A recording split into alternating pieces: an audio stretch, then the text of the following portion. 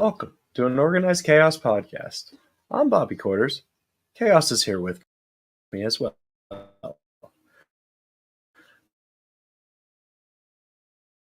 We just wanted to thank you. While you're here, make sure to like, comment, and subscribe. You can follow me on YouTube as well as Chaos and the podcast channel, which all three of those channels will be streaming this very show you're about to watch.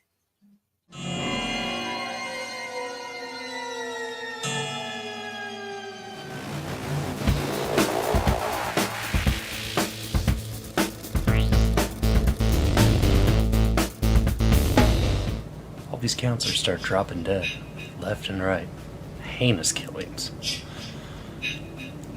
Turns out, that kid who drowned the year before, his mother came back to that camp and exacted revenge.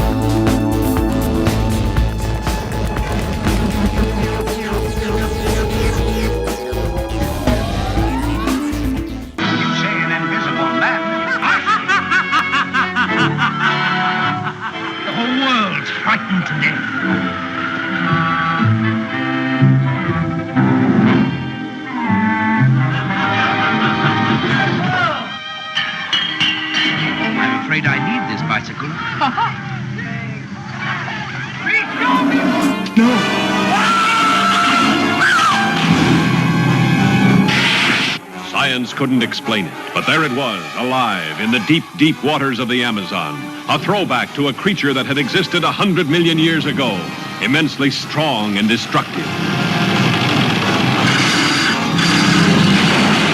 A woman's beauty, the bait that brought it out of its lair. See underwater thrills never photographed before.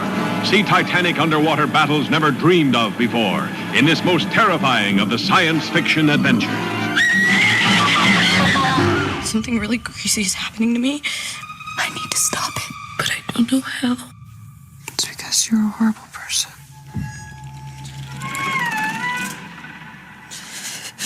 Gemma? I keep seeing his face everywhere. It feeds off all the bad shit in your head.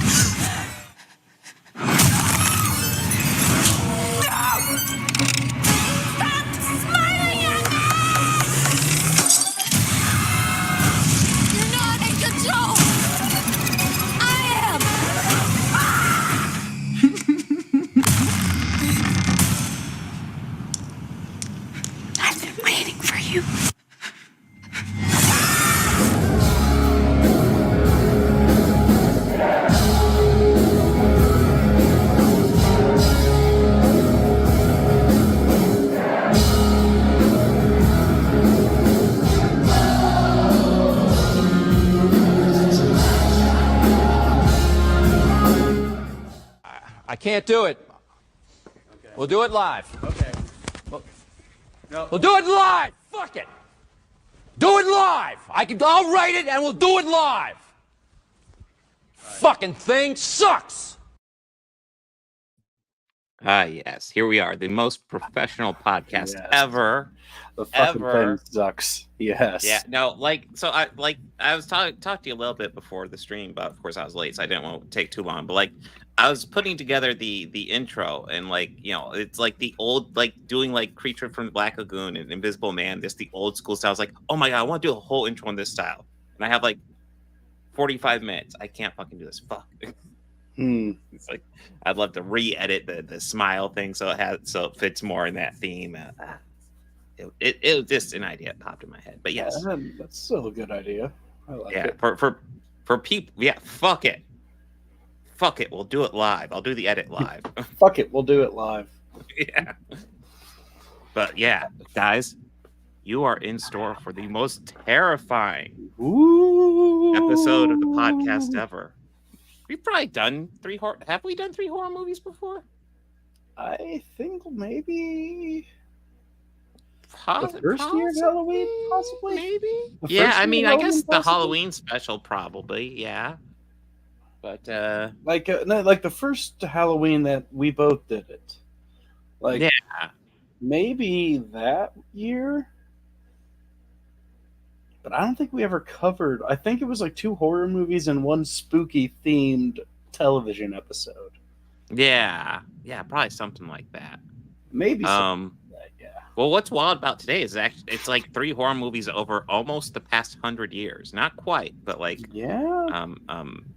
what 90 years? I think it's 34 for Invisible Man. So Yeah, something horror like movies that. over 90 years. Yeah.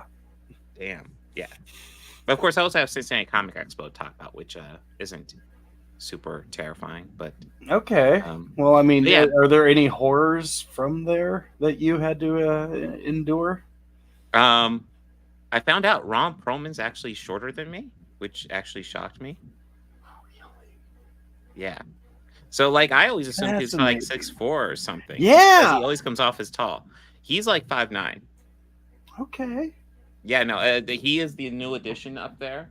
But Okay. yeah, I was in his line. All of a sudden, he's standing up doing selfies, and you know, I didn't pay for the selfie, but like he's standing up doing selfies. I'm looking him over. I'm like, Holy shit. I got a few inches on him. Yeah. I did not expect that. About the same height too. So holy crap. Okay. Yeah, it's like, damn, like they really do. Like, you know, it's one of those things where I think about, like, when I think to Beauty and the Beast, he comes off really tall there, so they're probably shooting him tall. But then I also think to Hellboy, and he's wearing a lot of prosthetics, but like he Yeah. doesn't come off super tall there. So it's like, I guess it just depends, you know, because he does lots of the creature makeup. There probably is fairly common where they shoot him looking tall.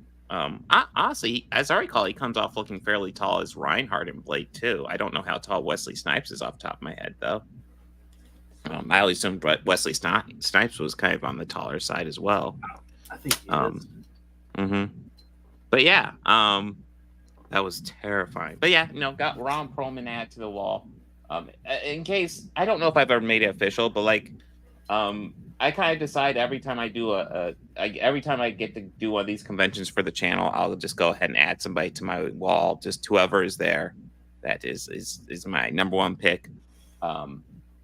Don't tell Ron. Katie Sackhoff was actually my number 1 pick, but she was too expensive. And then John Rice Davies canceled, and then he was number 3. But no, it was still cool to meet him. Okay. But yeah, and then the other thing that was really interesting, I'll have a whole video on this, to come out after my Horror Hound video, which I still haven't gotten out yet. I'm working on it, guys. I'm working on it, guys. If you'd like to help out, I have a Patreon, I have PayPal links, I have memberships, and if you can't do any of that, what you need to do is like and subscribe. And you need to do that for all the channels along the podcast. Yes. There's the Organized Chaos podcast, and Bobby Quarters right there. Yeah. We all time is limited, and I have to spend a substantial amount of time at my shitty job and not doing YouTube stuff. So if you want me doing more YouTube stuff, that's how you help out. Maybe I could actually contribute something to Bobby over here, because Jesus Christ, he's been doing this with me forever, and I'm just like limping by. But yeah, so the other thing I guess would be really interesting. So like Cincinnati Comic Expo doesn't have like a film festival. They did a video game room this year, which was new. I didn't really play with it too much, but it was the first year they did it, and it was the first year. Well, it was the second year my son really didn't want to go. I was like, man, he probably would have dug this room this year. Yeah, he probably would have loved it. Probably would have been all over it. They had like where it was where they did the film festival for Horror Hound in last month.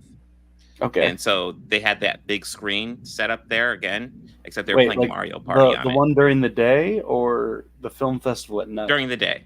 Okay, so down in the lower level of the convention center. Yeah. Okay.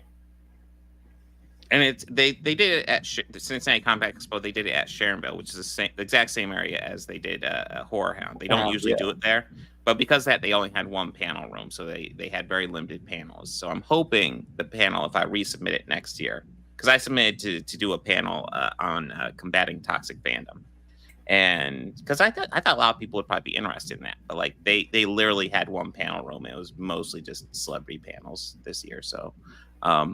Maybe if they're back at Duke Energy, I'll resubmit. but yeah, I caught most of the panels. I don't have footage of most of them on the channel. I will say, perhaps the one panel I almost skipped, but end up being the most interesting. Peter Weller, RoboCop. Oh yeah. Yeah. So, like they're doing this little like trivia contest in between the panels, like they normally do while they're doing setup. They'll call up a couple contestants and do some trivia. Yeah. And actually, the trivia went on a little long because nobody was losing. And Peter Weller kind of comes out, kind of like almost like an old man. You see him kind of in the background, just kind of waiting for people to wrap up. Yeah. And I'm not gonna lie, he stepped up there, and I was almost like, oh no, it's not gonna be like our Christopher Lloyd, is it? Because Christopher Lloyd's amazing. I think he's a great actor. When he did his panel a couple years ago, you could tell he's not all there anymore, which is a little sad. I hate reporting that, but that is the truth. The dude's a fucking legend. He's an absolute legend. I cannot praise him enough. But like Peter Weller kind of stumbled out there, and I was like, oh no, please don't. But like when it was time for his panel, he grabbed the microphone, he took center stage, nobody asked him questions, and he went into like full-fledged almost like a lecture mode, where like he spent like 10 minutes essentially telling everybody, listen, there are people out there, they're trying to essentially ban books. I don't want to get in your politics, but there are people out there trying to ban books and shit.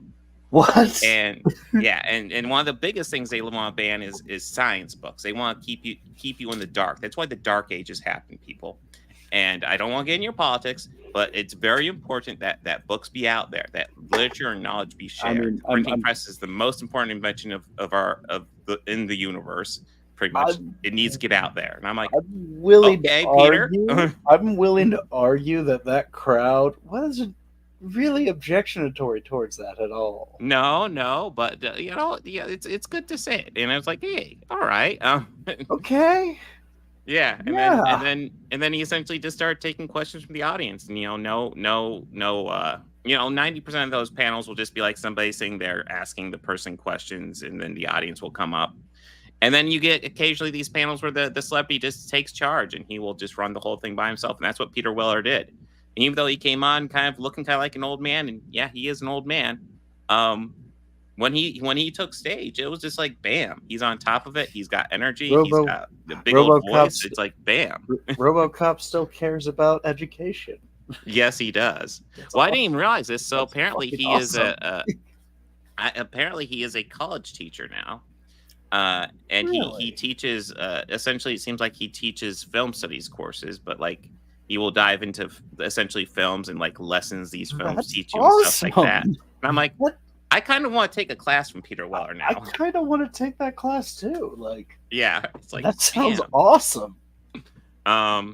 So yeah, it was cool. Let's talk about the psychology of this. Yes. Yeah.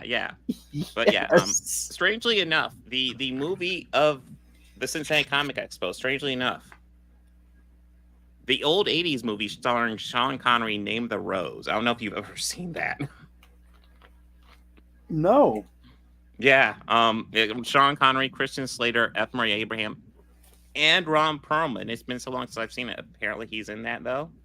Okay. But yeah, obviously it got mentioned during Ron Perlman's thing. And then Peter Weller made a big deal of it because essentially that's a big movie, essentially talk about how bishops are like suppressing knowledge and stuff like that. And so he made sure to go into that. That's Pretty awesome. Yeah, I mean, he made a good point, even though it's a point I don't personally believe in, but he made a good point because he's like, listen, I believe in God. I very much believe in God. But suppressing science just is not a good thing. Because in my opinion, science literally teaches us how God made the universe. So so that should not be suppressed. And I'm like, No. Well, I don't agree with that. I don't agree with the foundation, Yeah. but I do stand by your right to say Yeah. it. Yes, absolutely. Absolutely, yeah. Well, I mean, the moral of knowledge should not be suppressed and be out there. Absolutely, I'm yes. 100% behind that. Yeah, 100% backing that. But yeah, it was No like, doubt. damn. Oh, Yeah, Peter. I'm not gonna lie. Peter Weller was probably my pick after Ron Perlman, and He's probably notched himself up a couple spots if he pops up at our convention I'm at. So yeah. Yeah, it was an awesome little panel. But yeah, that was the most unexpected one. Most everyone was just everyone just sitting and getting in questions. Normal drill. I will have clips eventually, but yeah. Cool Cincinnati Comic Expo. Oh yeah, I heard about that. Today is Wonder Woman Day. A comic book store didn't post anything about anything happening today, so I didn't go. But yeah, Absolute Wonder Woman does come out tomorrow. I think new DC books are Tuesday, and then new everything else is Wednesday. So I just go Wednesday and get my new books. But yeah, I am excited to see Absolute Wonder Woman because Absolute Batman was awesome. But I guess, are we ready to talk about some really scary movies? Yeah, let's dive into it. Ooh. Well, let's start out with the scariest movie of all. Oh, DC's back to Wednesdays? Okay. Well, I guess it makes sense because, like, might as well just make everything Wednesdays, honestly. Because I imagine most people were like me and just like, oh, well, I'm just going to go Wednesday. But the scariest movie of all, The Invisible Man. Claude Rains, the 1934 classic. I'm gonna be honest. I was chuckling a lot through this movie. This was kind of fun. This one is kind of fun. Yeah, it's almost set up to almost be like, this is the first one where I almost want to say this isn't a tragic story. I mean, it is, but like, it's kind of set up to be almost like the tragic story. Well, it is, but like, yeah, he kind of was fucking around with shit he really shouldn't have been, and yeah, he got to exploit his situation a bit. And to be honest, I there's some of the things that he did in this that I too probably would do.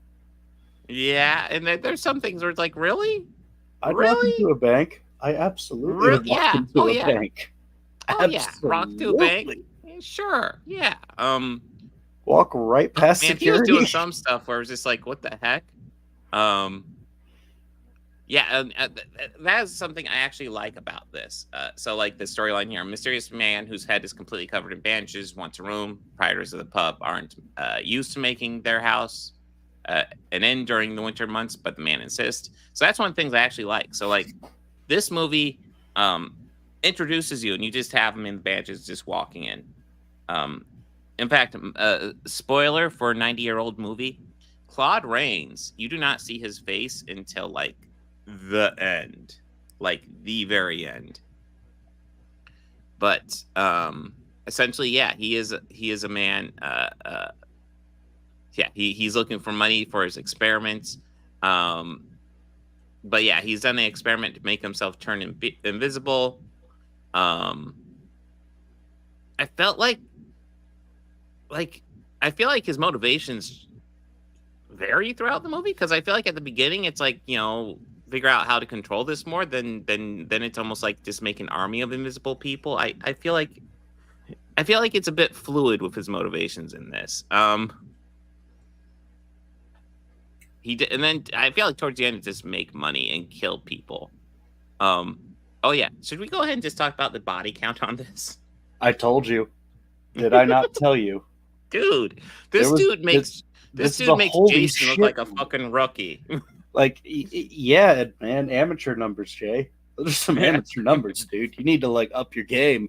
Yeah, so he takes out an entire train, which we later see is something like 129 passengers. Yeah, I think. That was most of it. Yeah, like because it's like 100. I think it's like 130 kill count. It's supposed to be like 119 on the train. It's like, Jesus Christ. But like, they shoot it as a miniature, and it looks great. Yeah, but whew, man, you get the destruction. No, like for the most of the movie, like he's like messing with people, but he's not really killing people.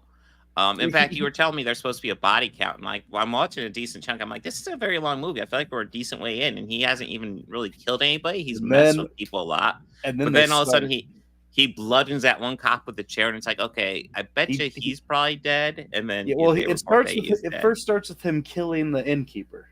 He does strangle him, And this is Oh, one was of the he first supposed to be times. killed though? Yes, I I wasn't think sure if so. he was supposed to be killed. I think okay. so. Yes. Okay. Because it did say he killed him and attacked her.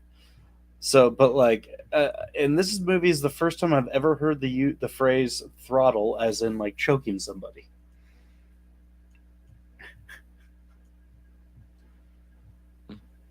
But yes, I this thought one there is, was a thing in here.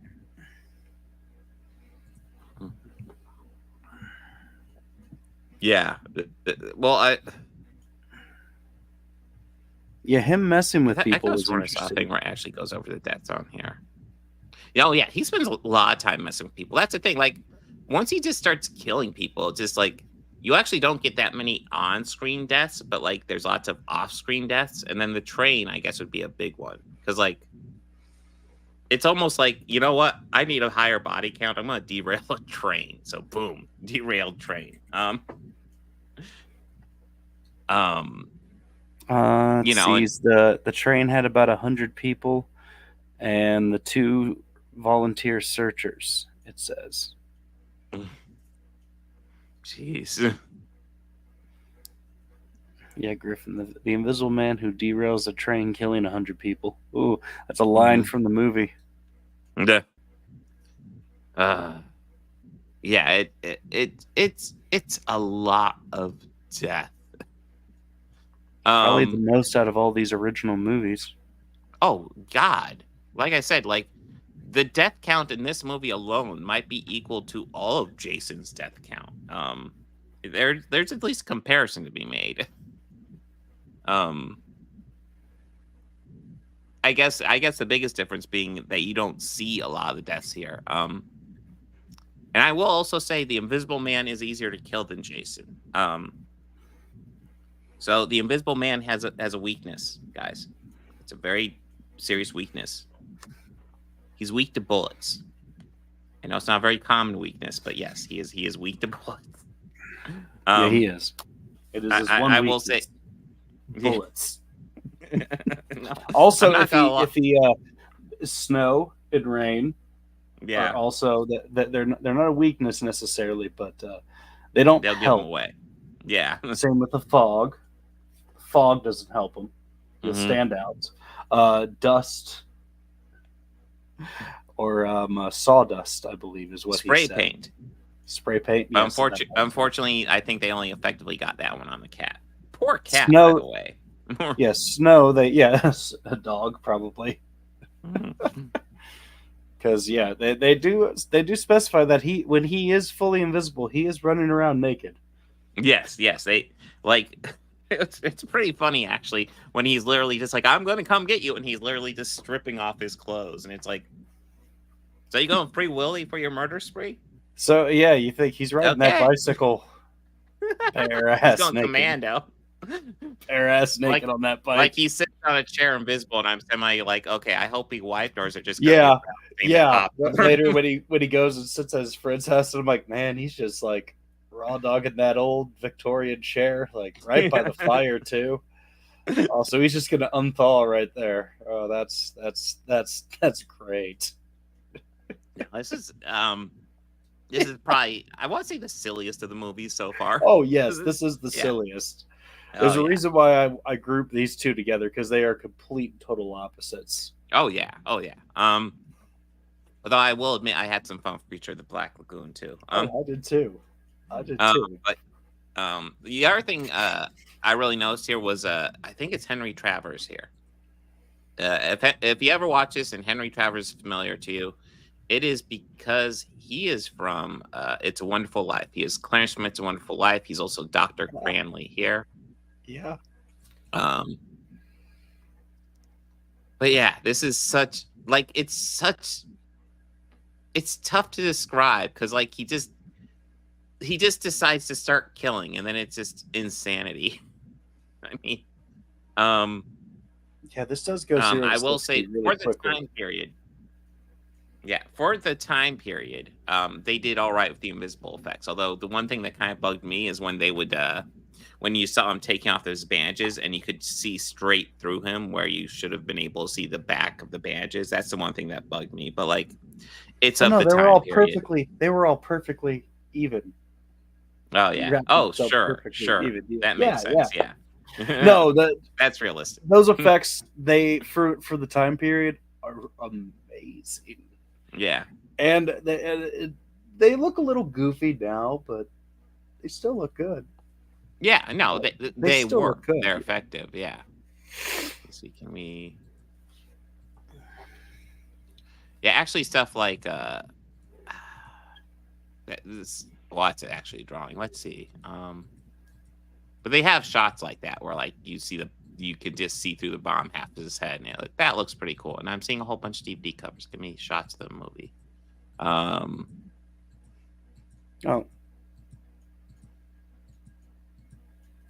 Do we not get any effect shots in here? Well, that's him coming to the end. All the people are like, what an asshole. Oh, and you can kind of see through him there a little bit. yeah, oh yeah, he There we can't go. be. There we go. Yeah, you can kind of see the outline Mm-hmm. of Oh, Claude yeah. a little bit, but I know how they kind of just blue screened it at this point. Yeah. Yeah. I just assumed it was a very early example of I don't know if it's blue screening, but something like that, just like superimposing essentially. Yeah. And it looks pretty good, especially for well, I guess it's 19. I've seen two dates first, 1934 and 1933. This is saying 33. We'll go 33, and then I'll go to something else. I'll say 34, and we'll go 34. But yes, it's well done effects. I do feel like Claude Rains is appropriately goofy. Very different from his Phantom of the Opera role, where he was actually playing that straight. Yeah, like this guy had chops. Yeah.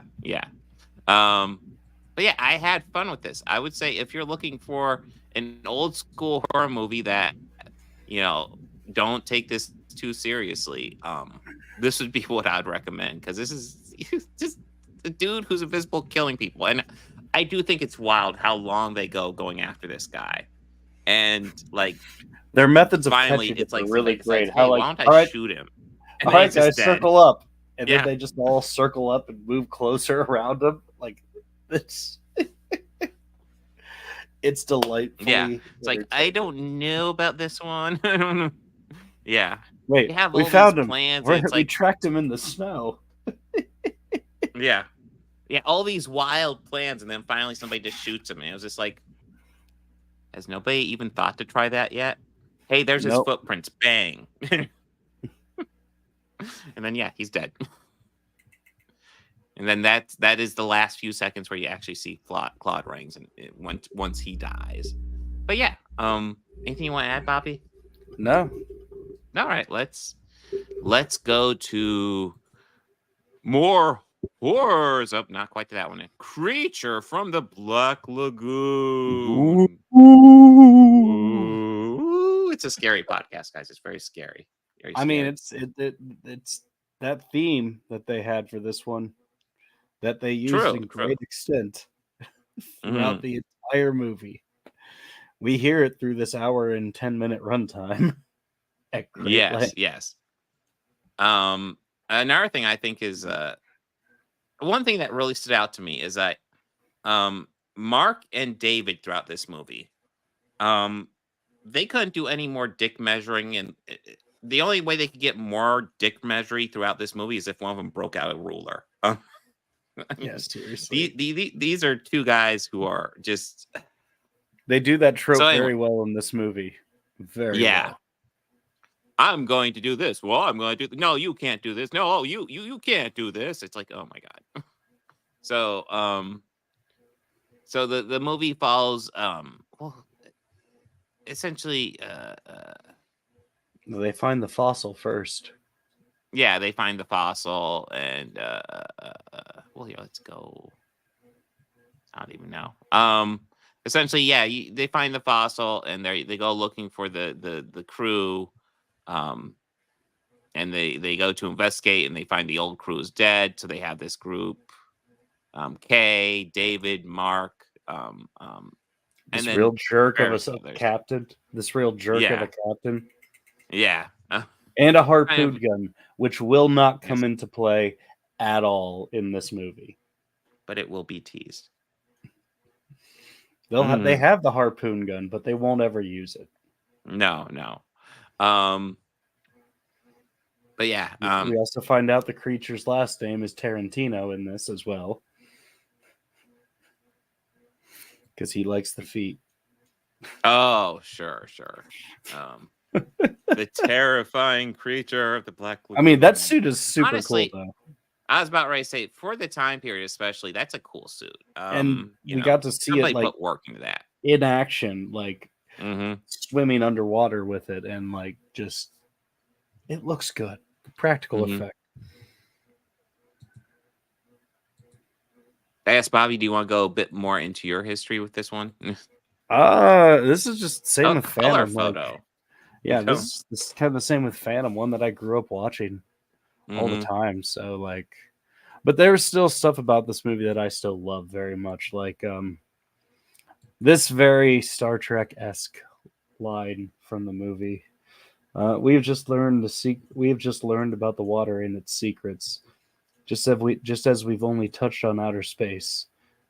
We don't rule out the possibility that there might be some life on another planet. Then why not some entirely different form of life in a world that we already know is inhabited by millions of living creatures? Mm-hmm. Such a great Yeah, line for true. kind of a creature feature movie. But Yeah. they don't really ever refer to it as the creature throughout the whole movie, but it's technically called Gillman. So it's the Gillman. Yeah, I saw that in the credits. Yeah. But yeah, no, this is just definitely one that I grew up watching a lot. Like this Phantom and actually all of them, and actually two that we didn't add this month, so we'll have to save for next year, which is Bride of Frankenstein and The Mummy. Okay, I was wondering when those ones would come up because I was like, I don't see them on here, and I'm really Yeah, excited to see Tom Cruise again. no, we're not watching. We're What? not watching. We're not. Oh, we're watching. going to see the original. We're going to see the original Brendan Fraser. Before that, actually, because there's also a Hammer one with Peter Cushing. I was about ready to say, I bet you I could go and find one before the original too. Yeah, but we're gonna Keep we're going. gonna watch the Boris Karloff one before. Just as I said, before we watch any Hammer movies. Classic, yeah. Yeah, we're gonna watch all the Universal ones and all the pillars of the characters we'll see in the Hammer ones. So Yeah, I am one thing I excited to will watch say. Christopher Lee. Oh, did you get my text about this? I asked you. Tell me what you think Oh, is yeah. a set and what was location. Wow, I didn't even think about that. I did get that text. I was just busy. So I mean, most stuff on the boat. See, there it is. Very There he set is. like, Back but there. Back there, Creature Tarantino. yeah, Yeah, yeah. Eat.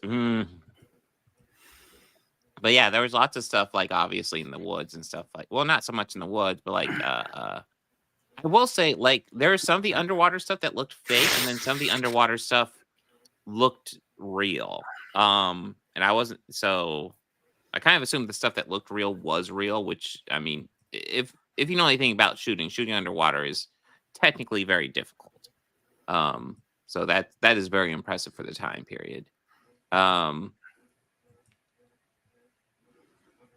yeah, I like Wacala the Springs, cave stuff. Florida. That's where they Huh? filmed a lot of like the stuff for the first one, Wacala Springs, Florida. Yeah, that's The primary filming location served as the fictional Black Lagoon in the movie. The springs are located near Tallahassee and are known for their beautiful water and tall trees. and And a little bit in the obviously cave. in like I assume. yeah, and I think some of the scenes that they were filmed in the backlot of Universal Studios California on like the Universal lot. So, Jacksonville, the sequel was filmed. One of the sequels was filmed there. Scenes from it were also filmed in Maryland. Very I would cool. be very excited to see a Jacksonville style creature. And hello, Nicholas. We saw you there. Hey. Yeah, this is a. I was actually looking for a good. The color ones throw me off. A little bit. But yeah, I was looking for a good picture of Mark and David because god damn, those guys spend a lot of time just like going back and forth in this movie. It's like every chance they get, it's those two are arguing over what to do next. And one thing I actually thought they were going to angle for in this movie, and they didn't actually do it, for better or for worse. I thought they were going to kind of go for like an angle where like the creature was kind of more the victim, like the original expedition was doing fucked up shit to him, which is why he killed him. And then, this guy, the creature doesn't even get really, really aggressive with these guys until they're like shooting at him and shit. So I was like, are they gonna go more with that angle? And with the big, and it really leaves off with a big question mark about what happened with the original expedition. Because the original expedition fucked with them. Then the creature's kind of fucking innocent here. They're He's just if they're he's just these humans are in his home. So it's like it really depends on what happened with that original expedition for me as to how evil the creature actually is. Because obviously the creature's there, he's killing people. Apparently he can hug their face to death. Sometimes he'll just terribly injure you, but other times he'll just kill you instantly. Because there's times, I think that happened early on. I was like, oh shit, that person's dead now. Yeah, he just like skull gripped them to death. Yeah. But yeah, this is another just kind of classic old school movie that again, but I appreciate a little bit of King Kong too. They drug him and then they try and capture him and bring him back alive, which that always works out so well. It works out perfectly. I don't know what you're talking about. Yeah. I mean, I like how they had him locked up in that cage, or it's like, we don't even have to test this cage. This cage is fine. We're not even going to fucking man this cage. We're just going to leave it alone, go talk, and go investigate the cave on our own time. And then the most shocking thing happens when the creature breaks out and starts killing people again. And it's like, I couldn't have told you that would happen, guys. Yeah. He also gets scared by lanterns, but this also features that very famous gif of him just saying, fuck this light, fuck this light. Yes. But also the captain changes gears because once he realizes this is kind of a no-win scenario, he's like, well, I'm going to get my boat the fuck out of here. All of you can join me or stay here. You can't do that. He's like, no, I'm the captain. I'm going to do what I want. You're on my boat. The dude's like, no, you're not in charge. We're in charge. And the captain pulls a knife on him. The fuck? I am the captain of this vessel. Yeah. You aren't telling me what I'm doing with this vessel. It was at that moment the captain became my favorite character in the movie. Oh yeah. No, when he pulled that knife, it was awesome. But like, I was like, yep. That's what I thought. But yeah, I keep on bringing up the dick measuring between David and Mark, and they do give them clear motivations. Whereas I'm pretty sure it's David who just kind of wants to capture the creature and study him, and Mark. That sounds familiar. Yeah, and then and then Mark just kind of wants to study the caves and try to figure out kind of more of the background, kind of what happened, the fossils. Yeah. And then once the creature is captured, David's like, okay, let's get out here. Mark's like, no, wait, this is a good opportunity to actually study stuff. And then once the creature is out, Mark's like, okay, we need to get out here before it kills more people. And David's like, no, we gotta capture the creature again. And that's when the captain pulls the knife on him. But yeah, I do think it's interesting seeing the different personalities, the different motivations that result in people getting killed in this movie.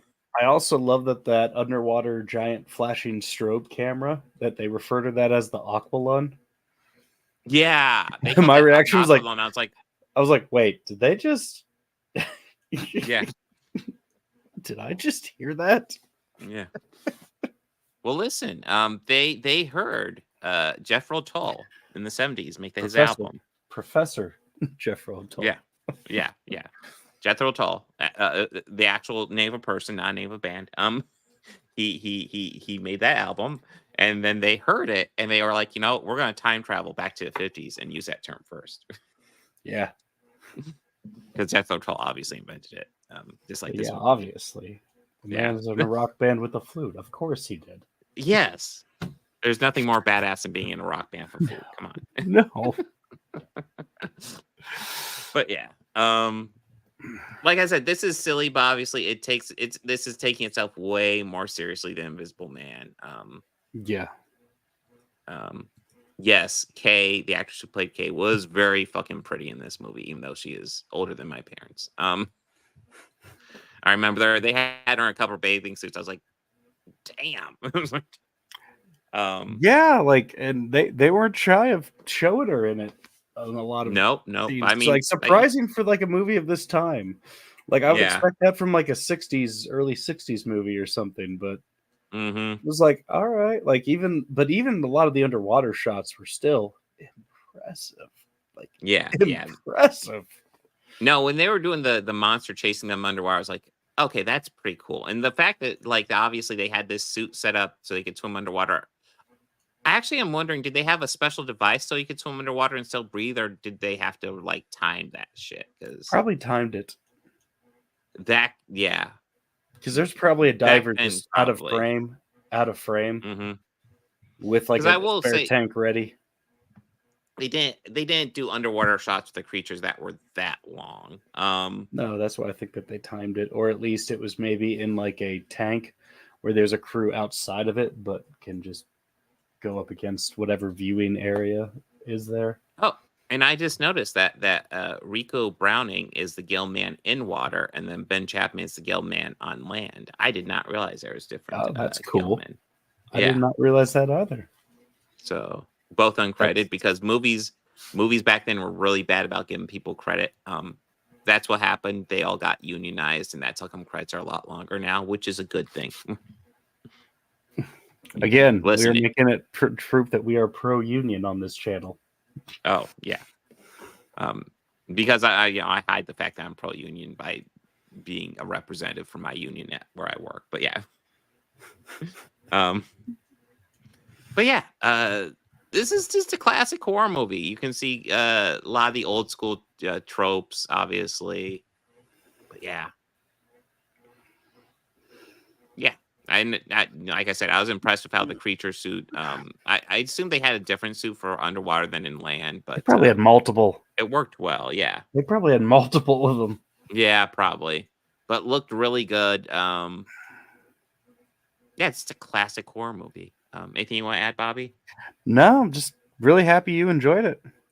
Yeah, well, Because after this, we just have one last film in the yes, another horror classic, Smile 2. Yes, Smile 2. Well, I'll go ahead and dive into this real fast because my complaint of the first one was essentially I like the idea of like people having this pain that they're dealing with and coping with, and the idea that the Smile movies explore of people dealing with trauma and something fucked up happening and them suppressing that, and then like putting on the smile to hide their pain, and how the movie kind of twists that into something really kind of wild and creepy.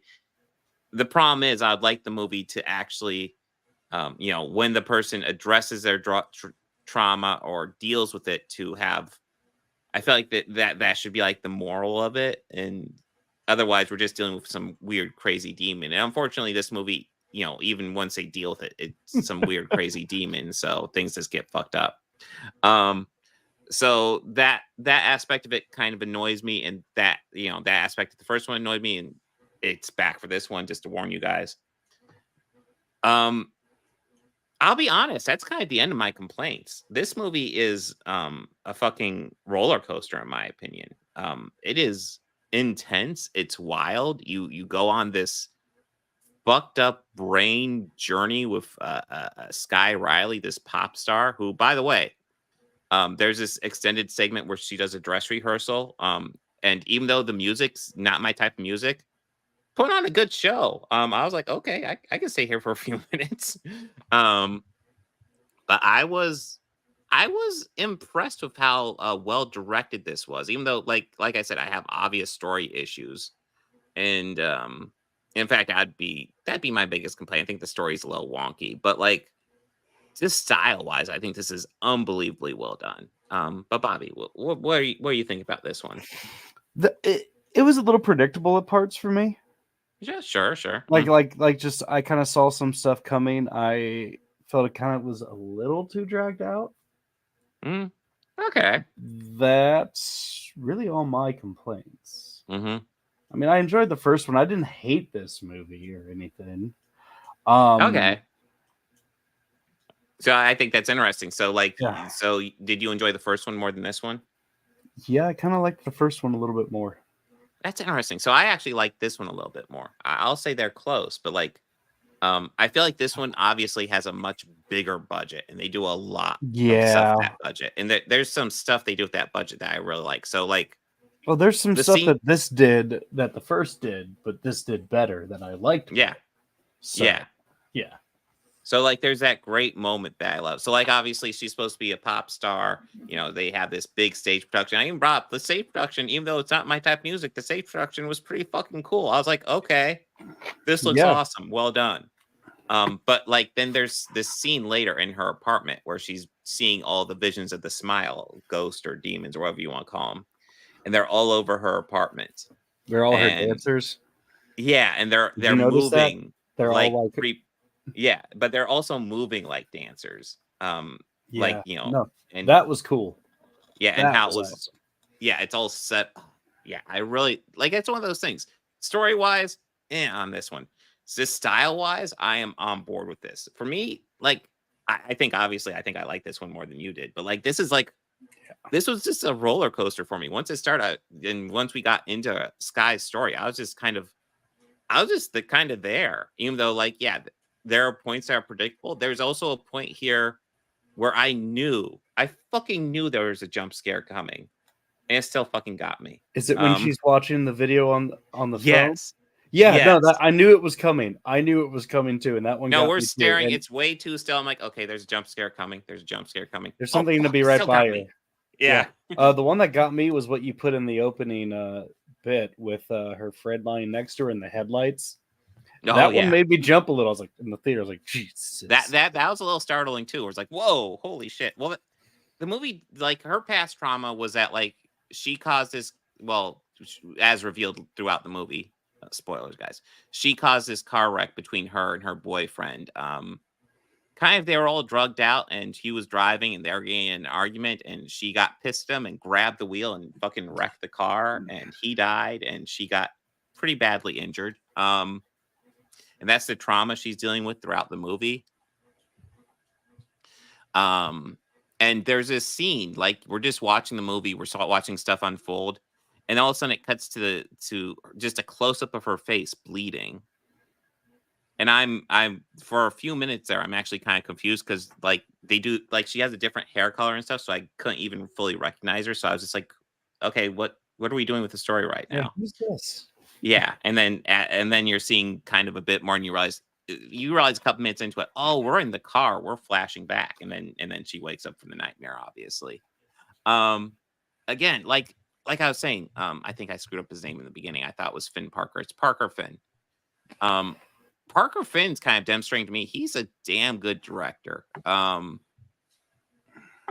don't know about story writer. I'd like to see him tackle somebody else's story, but like, I kind of God, wish he's really good director in my opinion. Really. I kind of wish that we got a little bit more of different characters in this too. Well, that guy who went to help her. Mm-hmm. What happened to him? Was he ever really there? That's the thing. I don't know. There's a lot in this movie that I don't know if it ever happened or not. There's some elements where it's like, yeah, okay, that definitely didn't happen. There's some elements the movie flat out tells you didn't happen. But there's some stuff like that guy where it's like, I don't know. Because actually, I thought that guy's story would link in with the beginning a bit more. Because there's this beginning intro that is honestly could be cut from the movie almost, but it shows. Well, that was the same cop from the first one. Yeah, well, it shows essentially a cop, the cop going to this drug dealer's house and brutally killing somebody in front of the drug dealer with so because as we learn, that's a way to transfer whatever the spirit is, this demon is. Unfortunately, ends up killing that guy, but one of the drug buyers ends up watching it. And the cop's like, I'm sorry. I'm very, very sorry. And then he leaves. And then he gets into a little tiff with a car, but it looks like he's fine. It's not that. He doesn't appear to be that injured at all. He looks okay. No, he gets flattened, dude. He is fucking demolished on the road. There are body parts strewn. It's like, damn, they made that bloody. Oh, I also got promotional posters for this too. I left them in my car. You show off. I got a couple. Yeah. Well, I'll mail you one. Yeah. But yeah, again, I will say the intro, like, kind of, it's kind of the bridge between the two movies for sure. But I was kind of expecting Morris, who was the guy who's like helping her, to link more with that intro, and he doesn't at all. He just ends up being another guy who deals with this because his brother has it or had it. And again, it's not clear at all if he's even a real dude, because it's just disconnected. We just have his word for shit that happened. Yeah, I'd say everything after Sky sees Lewis kill himself is extremely questionable in this movie as to whether or not it's actually happening. But again, I thought it was a trip. I enjoyed it. I enjoyed it too. It's a mental trip for me. I know you said it felt a little long. For me, I was like, oh, wow, it's 2 hours done already? Okay. Because I remember looking at the runtime being like, oh, no, this isn't going to drag, is it? And then I was just on board for the I kind of felt it dragged a little bit in the third act, but right when I felt it was starting to drag is when it ended. So yeah. Well, I mean, there was some stuff in the freezer where I was like, okay, we're getting to a conclusion now. And we were getting to a conclusion. Yeah.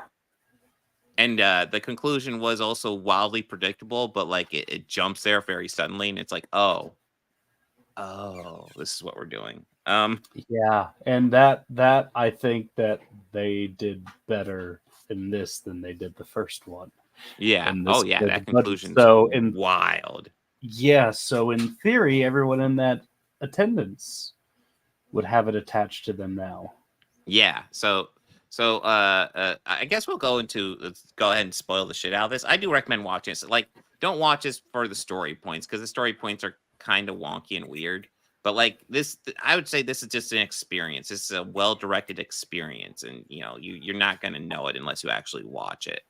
So the movie ends, and she doesn't realize she's at her concert, but she's at her concert, and that's where the demon takes full hold of her, and she does the smile thing, and she murders herself in front of the packed house at the audience of Madison Square Garden.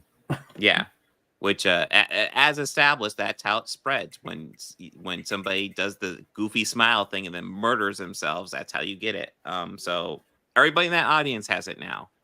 And this movie is going to be a smash hit because it seems like already the numbers are coming in and it's doing quite well. So we'll probably get to see how that resolves itself. I kind of hope Parker Finn has an idea for that, because honestly, it feels almost like an ending to me to the story, but I'm sure the studio is going to want more at this point. Well, yeah, it shows that no matter what, it'll keep going. You can't stop this thing. Yeah. I wish that we could find more of the lore of what this thing is. Mm-hmm. That was like my main complaint with the second one, and I was hoping like maybe we'll find it out. Maybe it's that guy actor there, is going to tell me more about it. But that's the thing. So like you brought that up, and one of my big concerns going into this was that it would just be a remake of the first one. And honestly, it pretty much is. It is. It is. It's a much broader, much more expensive remake of the first one. But I don't know. Like I said, I enjoyed this more. So for me, it's just like the first one done better, and I'm like, okay, I'm on board with that. That works for me. But yeah, this is a excellent movie. Naomi Scott, I think, does an excellent job, because that's the thing. She has to carry this movie. I'm trying to think if there's any moments in this movie where where we aren't following her. There's probably a little bit, but like for the most part, we are just following her throughout the whole story, which I think does a good job of getting you in her headset, because it's wild. But yeah, I recommend this. I enjoyed this. Bobby, any final thoughts? No, I enjoyed this too. It was good. Mm-hmm. I guess that's it. That is. It's a show. That's a show. Oh my God, Bobby, that's a show. That is, we did it. Yeah, let me go ahead and look into, because I'm pretty sure we're wrapping up the month. I'm pretty sure that means Venom: The Last Dance is Yes, on and for Dracula. next month. And we next are week. also going to talk Oh, about and the Beat content. Yeah, we're doing Beat. We're going to do a little King Crimson ranking. There's only 4 albums as I can see that they're playing from. So there's actually Red, which the album before it was that crew. Yeah, Discipline. They're doing a little bit from there. They're playing a little bit from Red too. Yeah. So it's Red, Discipline, and Beat, and what's the name of the other one? 3 of a Perfect Pair. 3 of a Perfect Pair. But yeah, we'll go over those albums and our thoughts on them, and then we'll talk about Venom: The Last Dance and Dracula 1931. In a scary, nothing is scarier than 80s Crimson. Oh, they're playing a little bit of a. Okay, so they're going. The farthest back they'll do is like 74. Yeah. So it really makes me wonder. Like, do you think they're just going to play Court of the Crimson King? It doesn't look like it. Well, Court of the Crimson King is 69. That is. Yes, it is. Yeah. But still, it's still a King Crimson song. But oh yeah, I was expecting to hit more of the classic King Crimson, but it seems like they're mostly hitting the stuff where it was the 4-piece. The Adrian Below. The Adrian and, Blue. Yeah. And Tony Levin. Mm-hmm. And I do think it's interesting. It's why they probably go by Beat instead of King Crimson. And even though I think Robert Fripp gave them permission to go by King Crimson if they wanted to, but yeah, the two, like, essentially Adrian Blue and Tony Levin were the new guys in King Crimson when that lineup started, and those are the guys that are on the tour. Yeah, but with Steve Vai and Danny Carey. Yeah, fucking Danny. This will definitely be my first time seeing Danny Carey live. It'll be mine too. It'll be my first time seeing Steve Vai live as well. Mm-hmm. Yes. Yes. Steve Vai, Adrian Blue. Yes. And then second time seeing Tony Levin. First time seeing all 4 of the gentlemen. Nice. But I'd love this. Tony Levin. Yeah, just Tony Levin. He's awesome. Yeah, always. But yeah, that should be a good episode. I'm looking forward to that. Anything you want to add, Bobby? No. Other than us planning off the air, coordinating for that show. Okay. Yes, we should discuss that. So, I'm going to be streaming tomorrow, covering comic books. I don't know what chuds I'll be debunking, but I'm sure something will come up. Maybe somebody will request something, but like, that's a good idea. But yeah, that'll be happening tomorrow at 5 p.m. It's a different day than normal, just FYI. And then we got Initiative on Wednesday. And then I'm going to try to get a stream in on Sunday. I don't want to interrupt Dane's podcast, but like, I'll probably get a stream in earlier on Sunday because I want to get some weekend stuff in because I haven't done any weekend stuff in October yet. But yeah, that's the schedule for this week streaming. And I'll try to get videos out, time permitting. I actually have an interesting idea for a Star Trek video I want to get out. There's an episode I think would do well where I think I could put Picard versus Trump, which I think could be quite entertaining. But yeah, I need to rewatch the episode and see what I come up with. Intriguing. Yes. We'll see if it turns out. Hopefully it comes out sometime this week. But yeah, I think we're good. So party on and be excellent to each other. Be sure to like, comment, and subscribe. Yes, all the algorithm stuff. It's very all helpful. The channels. Yeah, Organized Chaos podcast, and then Mr. Bobby Cortos over here. This guy. I don't know why I went into an accent for that, but yes. That's all right. Live long and prosper, very much so. Yes. Very much so. Yes. And be excellent to each other.